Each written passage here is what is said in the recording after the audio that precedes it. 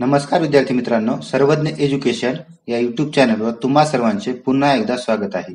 आजच्या व्हिडिओमध्ये आपण कलम 245 ते कलम 263 ही सर्व कलमे पाहणार आहोत. ही सर्व कलमे केंद्र आणि राज्य यांमधील संबंधाशी संबंधित आहेत. केंद्र आणि राज्य यामध्ये दोन प्रकारचे संबंध आहेत. एक आहे कायदेविषयक संबंध आणि दुसरे आहेत प्रशासकीय संबंध. केंद्र आणि राज्य यांच्यातील संबंध हे राज्यघटनेच्या भाग 11 मध्ये समाविष्ट करण्यात आलेले आहेत.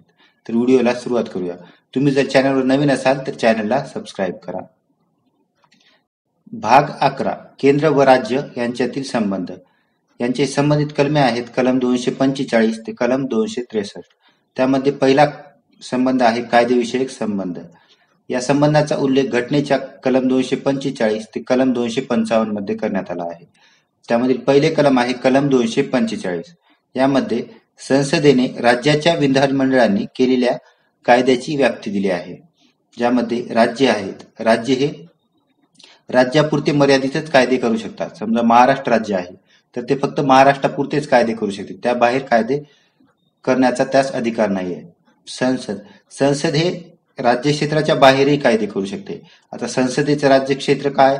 आपला संपूर्ण भारत. पण संसद ही भारताच्या बाहेर पण कायदे करू शकते. उदाहरणार्थ घ्यायचं झालं तर इन्कम टॅक्स संबंध. जर भारताचा नागरिक तो कोणत्याही देशात जाऊन जर इन्कम करत असेल तर त्यावर त्या व्यक्तीस भारतामध्ये टॅक्स द्यावा लागतो. त्यानंतर कलम 246. यामध्ये संसदेने राज्यांच्या विधानमंडळांनी केलेल्या कायद्यांचे विषय दिलेले आहेत. यामध्ये संघसूची, राज्यसूची आणि समवर्ती सूची यामध्ये सर्व विषय समाविष्ट केलेले आहेत. विषयाशी संबंधित कलम विचारले तर कलम 246. त्यानंतर आहे कलम 247. यामध्ये विशिष्ट अतिरिक्त न्यायालयांची स्थापना करण्याची तरतूद आणि करण्याचा अधिकार हा संसदेला असेल. कलम 248. कायदा करण्याचे शेषाधिकार केंद्राकडे असतील. समजा हे तीन सूची दिलेल्या आहेत आपल्या. या तीन सूचीच्या व्यतिरिक्त एखादा विषय असेल, समजा आर्टिफिशियल इंटेलिजन्स आणि AI शी संबंधित विषय किंवा क्रिप्टोकरन्सी संबंधित, जे की या सूचीमध्ये समाविष्ट विषय नाही आहेत, ते त्यावर कायदे करण्याचा अधिकार हा केंद्राला असेल. हे केंद्राकडे शेषाधिकार ही पद्धत आपण कोणत्या देशाकडून स्वीकारली तर ही पद्धत आपण कॅनडाकडून स्वीकारलेली आहे. अमेरिकेमध्ये याच्यापेक्षा उलट असतं. काय असतं? कायदे करण्याचा शेषाधिकार हा राज्यांना दिलेला आहे. त्यानंतर आहे कलम 249. राष्ट्रीय हितासाठी राज्यसूचीतील बाबींसंबंधी कायदे करण्याचा संसदेचा अधिकार. समजा एखाद्या कायद्यांमध्ये किंवा गोष्टीमध्ये राष्ट्रीय हित समाविष्ट असेल तर त्या गोष्टीवर कायदा करण्याचा अधिकार हा संसदेला असेल. त्यानंतर पुढचे कलम आहे कलम 250. यामध्ये राष्ट्रीय आणीबाणी लागू असताना राज्यसूचीतील कोणत्याही विषयावर कायदे करण्याचा संसदेला अधिकार आहे. म्हणजे राष्ट्रामध्ये जर राष्ट्रीय आणीबाणी लागू असेल तर राज्यामध्ये कोणत्याही विषयावर कायदे करण्याचा अधिकार हा संसदेला दिला आहे. हे याच्या संबंधित कलम आहे कलम 250. त्यानंतर कलम 251.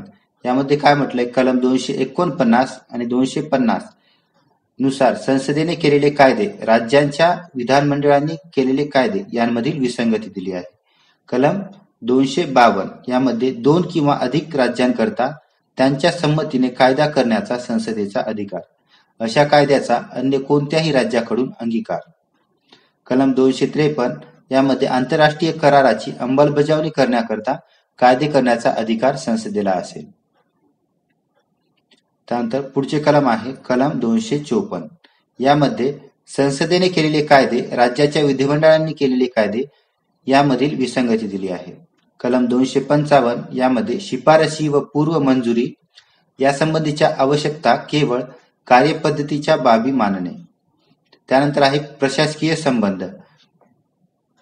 प्रशासकीय संबंध हे कलम 256 ते कलम 263 मध्ये समाविष्ट करण्यात आलेले आहेत.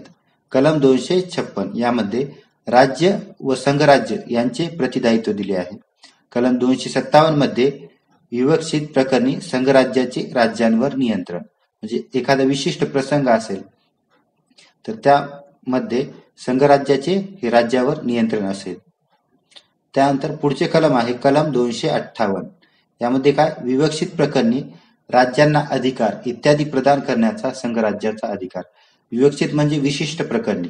तर कोणता अधिकार राज्यांना प्रदान करायचा असेल तर ते संघराज्य प्रदान करू शकते.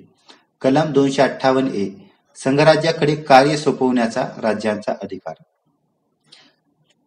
कलम 258 मध्ये काय म्हटलंय, संघराज्य हे राज्यांना अधिकार देऊ शकते. आणि कलम 258A मध्ये एखादे राज्य संघराज्याकडे एखादे कार्य सोपवू शकते. कलम 259 हे कलम रद्द करण्यात आला आहे.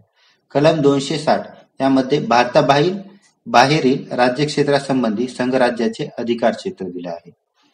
समजा भारताबाहेर जर कायदा करायचा असेल त्यासंबंधी अधिकार हे संघराज्याचे असतील. कलम 261 यामध्ये सार्वजनिक कृती, अभिलेख आणि न्यायिक कारवाई यासंबंधीच्या तरतुदी कलम 261 मध्ये दिलेल्या आहेत. त्यापुढील कलम आहे कलम 262. हे महत्वपूर्ण कलम आहे. यांवर एक्झाम मध्ये वारंवार प्रश्न विचारला जातो. कलम 265, आंतरराष्ट्रीय नद्यांच्या नदी खोऱ्यातील पाण्यासंबंधित तंट्यांचा संबंधित निर्णय. कलम 263, आंतरराज्यीय परिषदेच्या बाबतच्या तरतुदी, म्हणजे राष्ट्रपती हे आंतरराज्यीय परिषद स्थापन करतील असा अधिकार राष्ट्रपतीला असेल.